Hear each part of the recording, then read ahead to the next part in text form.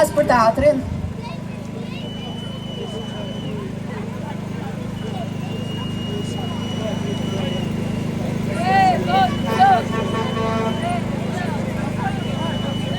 Unë vi nga një vend për cilin do doja të ishte folur në shesh, sepse ai vend meriton të jetë pjesë e zemërimit dhe të drejtave që kërkoni dhe ju sjellin këtu çdo natë. Ai vend është Patos Marinza, me fushat e tij të naftës, ku kam punuar breza gjyshrish, prindrish, vëllezërish dhe motrash. Pasuritë natyrore janë në kontrast me gjendjen e njerëzve,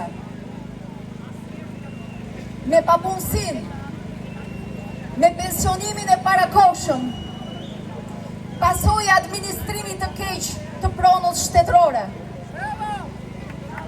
Më të rinjt pranojnë kushtet e një mesjete moderne që kompanitë e huaja i detyrojnë. Drejtësia bëri sigur heton evazionin fiskal shumëvjeçar të Bankers Petroleum. Por jam sot këtu për një tjetër vend që më bë aq i dashur sa vendlindja, teatri. Por nuk do të merrem me kujtimet. Do të merrem me pas teatrin. Pas teatrit, njerëzit u ndanë në ata që u zgjuan dhe në ata që thanë. Teatri, qa është kjo gjëja? Nuk është halli ynë. Pas teatrit, në zonat e mbrojtura, si qendra historike, në Tiranë, Durrës, Vlorë, Korçë, morën hold për bindsha betoni, për të nxitur një pakicë të pasurohet më tej, dhe turistëve të thuhet se bëhet jetë mos e normale në këtë vend. Pashka se 80% e popullsisë jeton për mbjetesë. Nuk ja del të sigurojë një streh me kushtimet e një jete të tërë. Dhe sa për të zbavitur, i mjafton një kafe ujë në ditë. Pas teatrit, u dogjën hektar pyesh në Darzez, Pishporo, për t'i bërë gati për resorte për kushnerët albanez. Ndoshta jo aq luksos sa projekti Zvërnecit, por prap, askush nuk e di çfarë do të bëhet me detin, rërën, pishat dhe erën, që s'ka kush t'i mbrojë.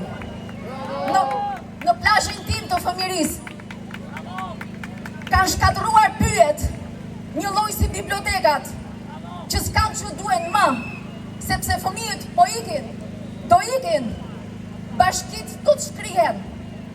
Kështu që as varrezave nuk ju dihet, po për të vdekurit tanë, kush do kujdeset?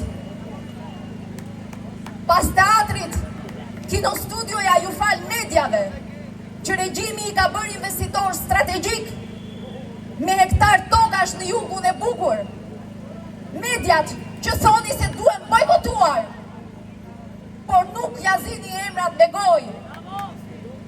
Atyre klaneve, atyre top kanaleve, neokolonialistëve barez, e të tjerë.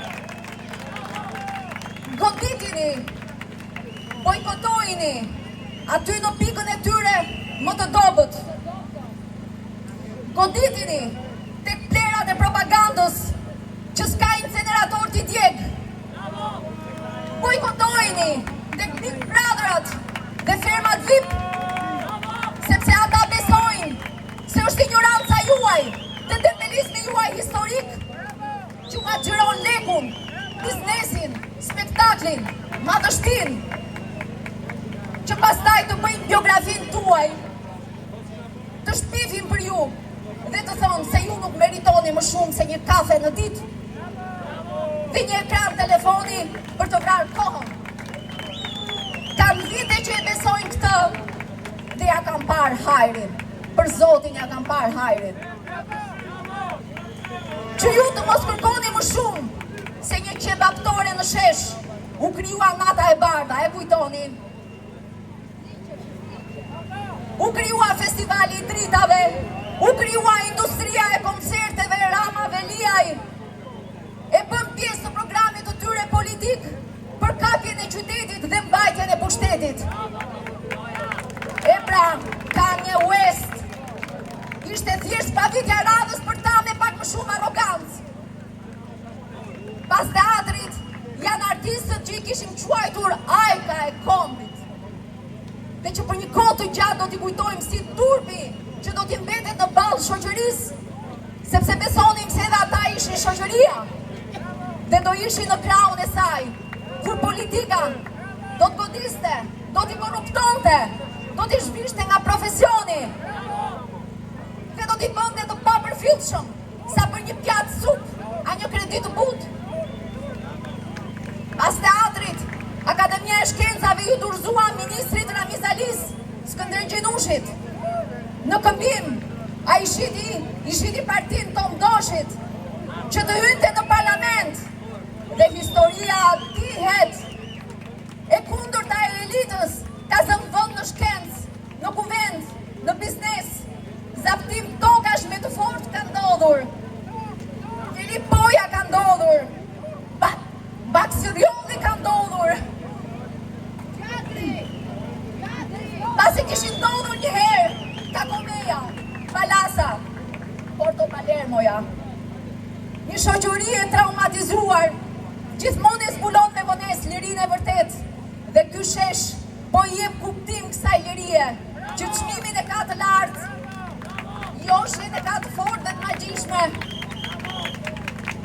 Në mesjush, duhet të ketë nga ata që ju flasin për lirinë, dhe që një ditë do të kërkojmë pushtet për jush. Por ju tani keni për t'i dalluar, sepse e keni identifikuar më në fund me gjithçka modelin e 35 viteve.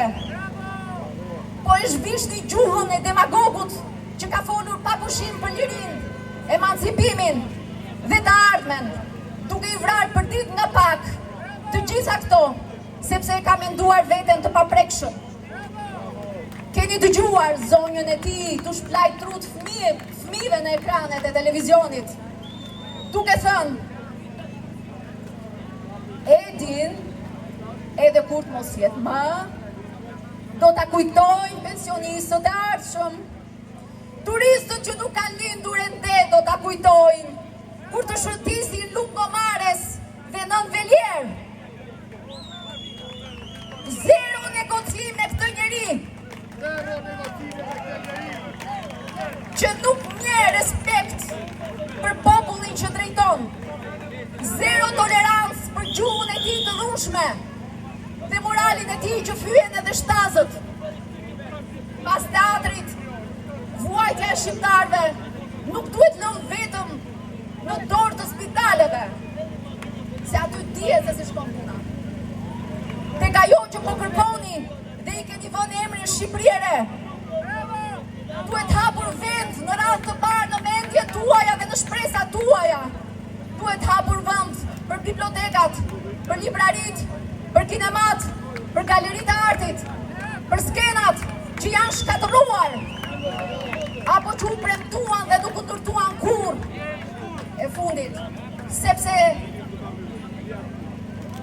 udhëhiqemi nga një njeri që merr kënaqësi kur po shtron tjetrin, nga një njeri që me shpurën e të ngjashmëve si ai, qeveris duke mashtruar, duke përshmuar kulturën shqiptare, i kapur pas kultit për artistin e huaj dhe turistin e huaj. Ringritja e këtyre vendeve që janë edhe shpirtërore mund ta përpunojnë dhimbjen që është shkaktuar shqiptarve, si atyre që e kanë ndjerë sy hapur këtë dhimbje, edhe atyre që e kanë akoma mundësin të zgjohen. Revolta juaj do t'i zgjojë edhe ata një ditë. Zemërimi juaj drejt ose po, dhe dashuria juaj